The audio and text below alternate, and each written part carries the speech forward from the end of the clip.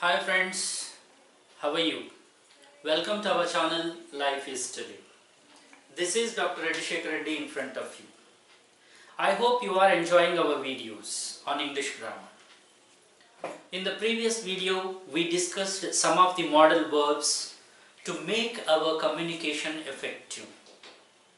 As I told you, modal verbs are helpful to express different moods and feelings. To make our communication effective, we have to use right set of modal verbs at the right context.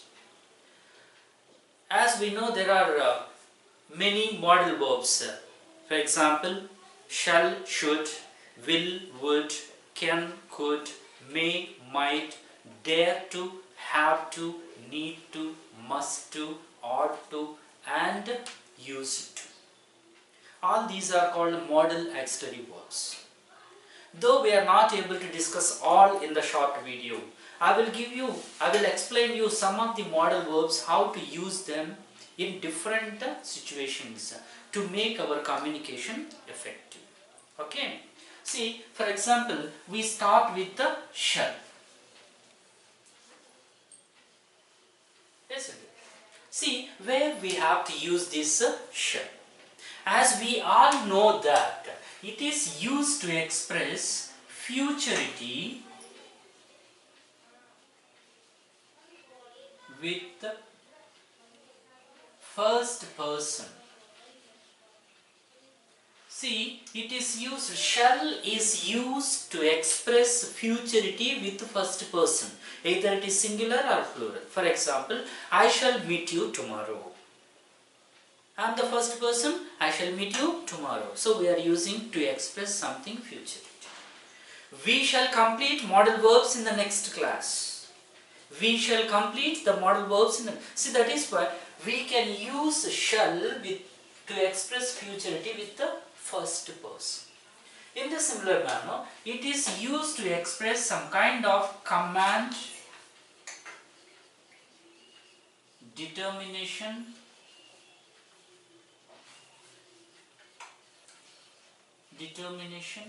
or some kind of warning. Isn't it? With the second person. It is used to express just futurity with first person. When it is used with the second person, it is used to express some kind of command. You shall not behave like that in front of me. Command. Isn't it? Determination. You shall practice the sentences, otherwise you cannot. You shall not be allowed into the class if you behave like this. Warning. Like that, to express a command, determination, or a warning with the second person, we can use this shall. Okay? And it is also used to seek permission, advice, suggestion. Advice or suggestion. Isn't it? When it is used, it is also can be used to seek some kind of permission, advice, suggestion. Shall I sit here? Shall I have your attention? Shall you help me to solve this problem? Shall I get some advice to overcome this situation?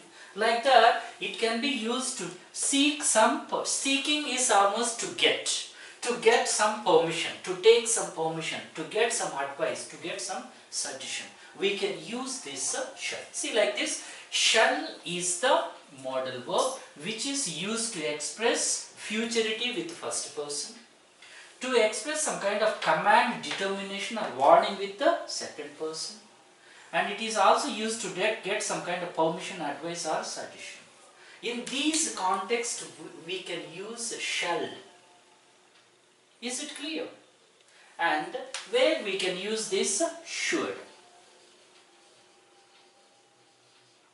Isn't it? Should. Generally, this is the present form of the modal verb, the past form of this modal verb. shall, should. It is used as past form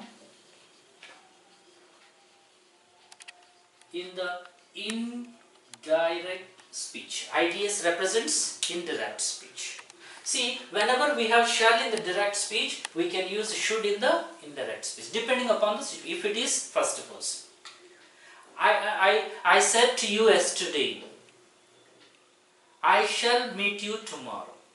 I told you the previous day that I should meet you the next day. Like that. See, that is why. See, whenever there is a shall in the direct speech, in the indirect, as the past form of this shall, we can use should. That is the first context. And secondly, it is used to express some kind of assumption. Assumption or guess. When we are not sure about something, when we are giving some kind of assumption or guess, both are same, isn't it? See, we can use this should. See, for example, if someone asked you, what is time now? You don't have a watch. So, you have to assume, you have to guess. So, I can say that it should be around 11. It should be 11:30. It should be 10:30, like that. See, which means an assumption or a guess. Where's your brother? He should be in the office. He should be at home, something like that. We are not sure about that, but we are guessing, or we are assuming something, so that we can use should to express some kind of assumption or some kind of a guess. And it is also used to ask whether something necessity.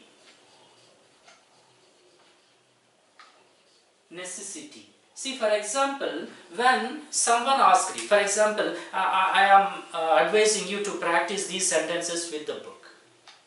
If you feel whether it is necessary, if you want to ask whether it is necessary, you can ask, should I practice all these sentences in the book? Should I need to listen to these videos?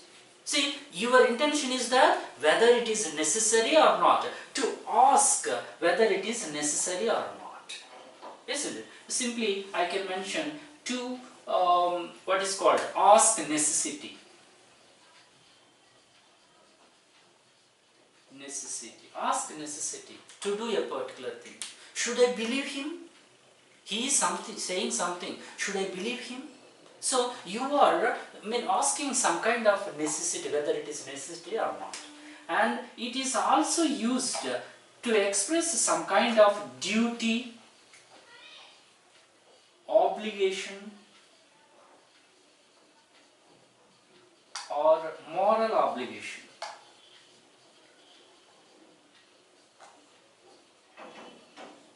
Isn't it? See, should is used to express some kind of duty. You should respect your parents.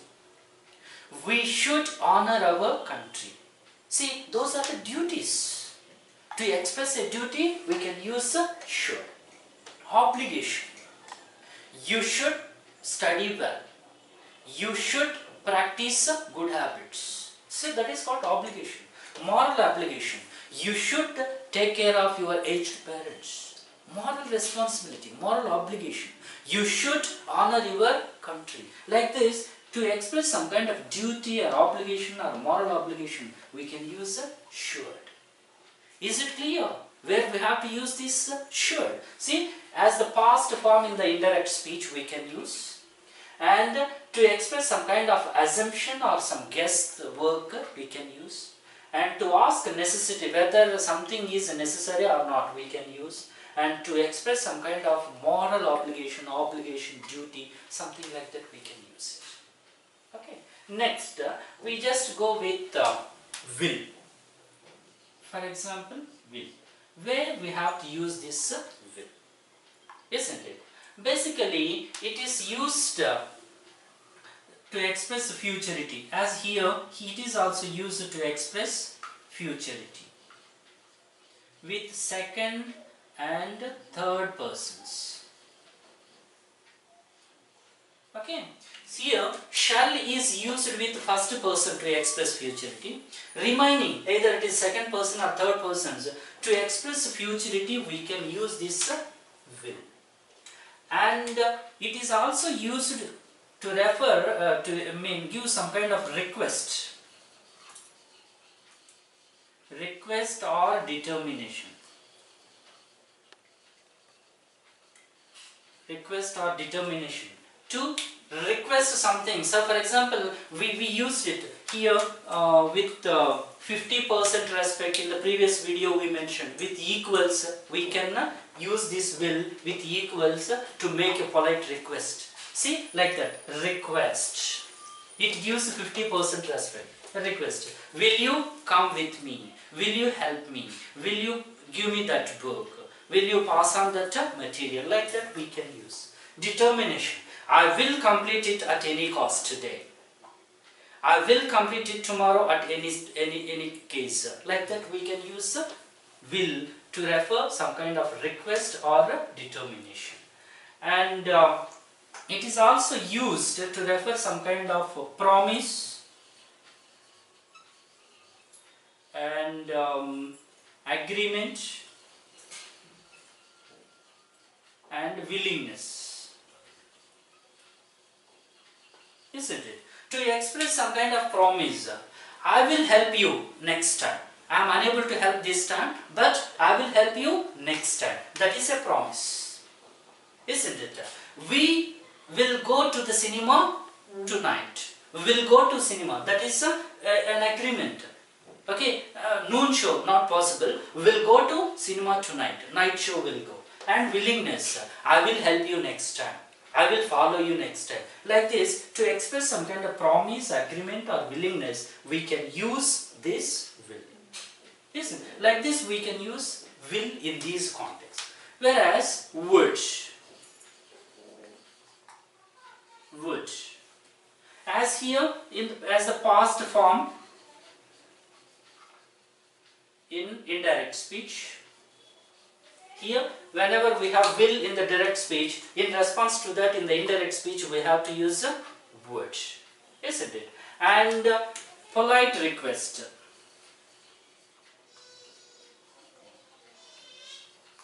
Polite request. See, as this is with 50%, this is with 95%. That is what in the earlier video we discussed. In the polite forms we can use this word. Like this we can use word as a past form in the indirect speech, and for the polite request with 95% giving to the opposite person. Like that we can use it. And for example, we can take another verb, may. May. It is also used as to express futurity, isn't it? It is also expressed used with the futurity, and it is used to mean what is called ask permission or to give permission. Ask permission, give permission. Yes, for example, may I take your book? May I have your attention? May I know your phone number? Like that, to ask permission. In the same manner, you may, for example, may I come in? Yeah, you may come in, like that. See, to ask permission or to give permission, we can use this may. And to express possibility. To express possibility, we can use this may, isn't it? For example, may this be true? May this be true? Yes, of course, it may be true. It may not be true. Like that, it can be used. And it is also used to offer help. Offer help. For example, as we have, may I help you?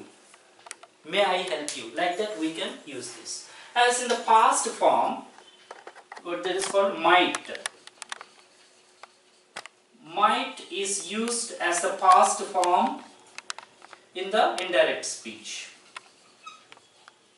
Past form in the indirect speech as other verbs, and it is also used for remote possibility. remote possibility, very rare chances of possibility. For example, yeah, is your brother available in the office? He might be available.